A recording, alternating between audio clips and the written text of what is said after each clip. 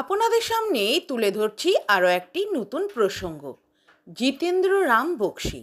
এই ভিডিওটি দেখার আগে বেল আইকন ধরে সাবস্ক্রাইব করুন, যাতে করে আমাদের পরবর্তী ভিডিওগুলি আপনাদের দেখতে সহজ হয়। তাহলে চলুন শুরু করা যাক আজকের বিষয়। জিতেন্দ্র রাম বক্সী 1907 সালে বাংলাদেশের রংপুর জেলার হাতিয়া গ্রামে জন্মগ্রহণ করেন। তার বাবার নাম কাশিরাম বক্সী এবং মায়ের নাম রাধা মঞ্জুরি বক্সী। বাগেরহাট কলেজে পড়তে পড়তে অসহযোগ আন্দোলনে জড়িয়ে পড়েন। পুলিশের হাতে গ্রেপ্তার হয়ে 1932 সালে দমদম সেন্ট্রাল জেলে বন্দী হন। দেশভাগের অনেক আগে তিনি রায়গঞ্জে দিনাজপুর মহারাজাদের রাজকাছারিতে চলে আসেন এবং পরে রায়গঞ্জ কর্নিশন হাই স্কুলের পূর্ব দিকে বসতবাড়ি গড়ে তোলেন। 1937 সাল থেকে 1945 সাল পর্যন্ত দিনাজপুর জেলা ফুটবল দলের সদস্য ছিলেন। রায়গঞ্জ টাউন ক্লাবের ক্রীড়া সম্পাদকেরও দায়িত্ব পালন করেন। কুমুদিনী গোল্ড কাপে তিনি স্বর্ণপদক পেয়েছিলেন। ইটাহার থানার মধুবনে ডিপি এজেন্সির ব্যবসা এবং কিছু জলাশয় ক্রয় করে সেখানে মাছ চাষ করতেন।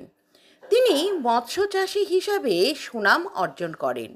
সরকারি ধান, চাল, গম রেলিগোলায় এসে জমা হতো এবং সেখান থেকে তিনি বিভিন্ন স্থানে তা সরবরাহ করতেন। তিনি রায়গঞ্জ মার্চেন্ট অ্যাসোসিয়েশনের প্রতিষ্ঠাতা সম্পাদক, বীরনগর উন্নয়ন সমিতির সম্পাদক, রায়গঞ্জ রেড ক্রস সোসাইটির কোষাধ্যক্ষ, রায়গঞ্জ ইউনিভার্সিটি কলেজের গভর্নিং বডির সদস্য, রায়গঞ্জ ইনস্টিটিউটের সদস্য এবং রায়গঞ্জ পৌরসভায় দুবার কাউন্সিলরের দায়িত্ব পালন করেন।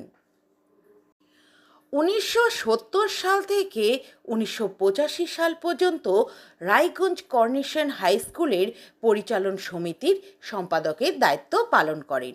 1952 সাল থেকে 1972 সাল পর্যন্ত দীর্ঘ 20 বছর রায়গঞ্জ রামকৃষ্ণ আশ্রমের ট্রাস্টি মেম্বার এবং ভারত সেবাশ্রম সংঘের পৃষ্ঠপোষক ছিলেন। তার ফলে তার সেবামূলক কাজের প্রতি আগ্রহ বাড়ে।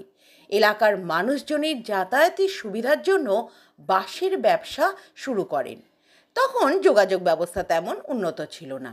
এলাকার মানুষজন তাকে খুব শ্রদ্ধা ও সম্মান করত এবং তাকে সম্বর্ধনাও দেওয়া হয়। তিনি সকলের কাছে জে আর বক্সী নামে পরিচিত ছিলেন। রায়গঞ্জ শহরের জিতেন্দ্ররাম বক্সী 1950 সাল থেকে সাপে কাটা রোগীদের চিকিৎসা শুরু করেন। তিনি এই চিকিৎসা তার পিতৃদেব কাশিরাম বক্সীর কাছ থেকে শিখেছিলেন। তার চিকিৎসায় মন্ত্র, তন্ত্র, ঝাড় ফুঁক ছিল না, তবে গাছগাছড়ার ওষুধ, ঠান্ডা জল প্রধান উপকরণ। তাছাড়া পটাশিয়াম পারম্যাঙ্গানেট, ডেটল ব্যবহার করা হয় এবং অস্ত্রোপচারও করা হয়। তাই তার কাছে তখন বারসই, গাজল, বুনিয়াদপুর, কুশমুন্ডি সহ বিভিন্ন এলাকার মানুষজন চিকিৎসার জন্য আসত।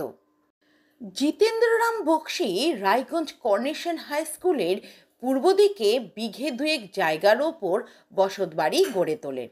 সেখানে বেশ কয়েকটি জায়গায় ওই গাছ রোপণ করেন।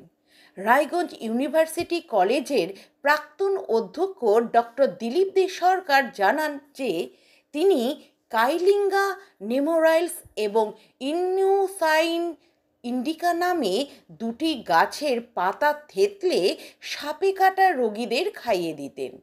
নিরঞ্জন দাস, রামগোপাল ঘোষ, হরিপদ বর্মন তাকে চিকিৎসায় সাহায্য করতেন। জে আর বক্সী এই চিকিৎসার জন্য রোগীদের কাছ থেকে কোনো অর্থ গ্রহণ করতেন না। তার চিকিৎসায় বহু মুমূর্ষু রোগী সুস্থ হয়।